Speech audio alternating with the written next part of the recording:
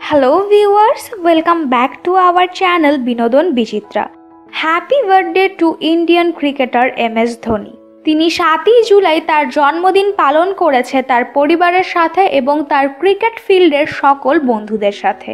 MS Dhoni সব সময় চর্চায় থাকেন তার নানা রকম ঘটনা নিয়ে, যেখানে তিনি তার স্ত্রী সাক্ষী এবং তার মেয়ে জিভার সাথে কেক কেটে তার জন্মদিন পালন করছে, তো অন্যদিকে তার এমন কিছু গার্লফ্রেন্ড আছে যারা লুকিয়ে তার জন্য কেক কাটছে।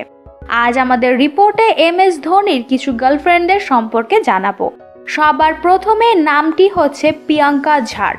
MS ধোনির জন্য যে ছবি বানানো হয়েছিল তাতে MS ধোনির চরিত্রের সাথে আরও একটি চরিত্র দেখা গেছে দিশা পাটনানির, আর সেটাই ছিল প্রিয়াঙ্কা এবং MS ধোনির লাভ স্টোরি। ছবিতে দেখানো হয়েছে তাদের দেখা হয় ফ্লাইটে, কিন্তু তারা ছোটবেলা থেকেই একে অপরকে জানতো এবং স্কুল ফ্রেন্ড ছিল। তাদের অনেক দিন যাবৎ সম্পর্ক ছিল। অন্যদিকে MS ধোনি অনেক ভালো খেলছিল ক্রিকেট ফিল্ডে এবং প্রতিটি ম্যাচ খুব ভালো চলছিল তার, কিন্তু একটি গাড়ি অ্যাক্সিডেন্টে প্রিয়াঙ্কাকে সারা জীবনের জন্য হারিয়ে ফেলেন ধোনি। ধোনি আজ পর্যন্ত তাকে ভুলতে পারেনি। শুধু একজন গার্লফ্রেন্ড হিসেবেই নয়, একজন ভালো বন্ধু এবং ভালো মেন্টর হিসেবেও তাকে সারা জীবন মনে রাখবে ধোনি।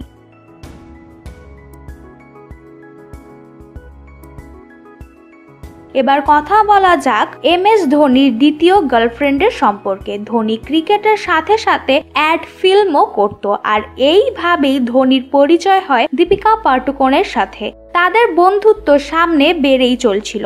তাদের এই সম্পর্ক প্রেম পর্যন্ত চলে গিয়েছিল। তখন ইউবি এসে দীপিকাকে কেড়ে নিয়েছে ধোনির কাছ থেকে। তাদের সম্পর্ক ভেঙে যায়। ঠিক তখনই ধোনির ভাঙা মন গিয়ে জোড়া লাগা শুরু করে রাই লক্ষ্মীর সাথে। তিনি সাউথ ইন্ডাস্ট্রির সুন্দরী অভিনেত্রী। তাদের সম্পর্ক খুব একটা ভালোভাবে গড়ে উঠতে পারেনি। কিছু মাস পরই তাদের সম্পর্ক ভেঙে যায়, কিন্তু ধোনি এই সম্পর্ক নিয়ে কখনোই কিছু বলেনি মিডিয়ার সামনে। কিন্তু রাই লক্ষ্মী মিডিয়ার সামনে বলেছেন 2009 সাল তার জীবনের সব থেকে বাজে বছর ছিল। তার এই রিলেশনশিপস একটা কলঙ্ক হয়ে আছে তার জীবনে। MS ধোনির ক্যারিয়ার সামনে আগানোর সাথে সাথে তিনি অভিনয় জগতে নাম লেখাতে চেয়েছিলেন, কিন্তু কোনো লাভ হয়নি। এরপর তিনি ফ্যাশন লাইনের ব্র্যান্ড অ্যাম্বাসাডর হয়ে গিয়েছিলেন। ধোনির সাথে সাথে আসিমও ব্র্যান্ড অ্যাম্বাসাডর ছিল। তাদের দেখা সাক্ষাৎ বেড়েই চলছিল। এক পর্যায়ে তাদের প্রেমের সম্পর্ক তৈরি হয়। এরপর 2010 সালে IPL খেলার সেমিফাইনালে যাওয়ার আগের দিন রাতে আসিমের বাসায় গিয়েছিল ধোনি। যখন মিডিয়া জানতে পারে তখন সেখানে পৌঁছে যায় এবং খবর তৈরি করে ফেলে। সবাই অবাক হয়ে গিয়েছিল যে এটার পেছনের কারণ কি। এই ঘটনার কিছুদিন আগেই এঙ্গেজমেন্ট করেছে ধোনি তার গার্লফ্রেন্ড সাক্ষীর সাথে, আর খুব জলদি তারা বিয়ে করবে। 4 জুলাই সেই তারিখ খুব বেশি দূরে ছিল না, কিন্তু সাক্ষী ধোনিকে কন্ট্রোলে রেখে এই কন্ট্রোভার্সি দিয়ে বের করে নিয়েছে এবং তার জীবন সঙ্গী বানিয়ে নিয়েছে।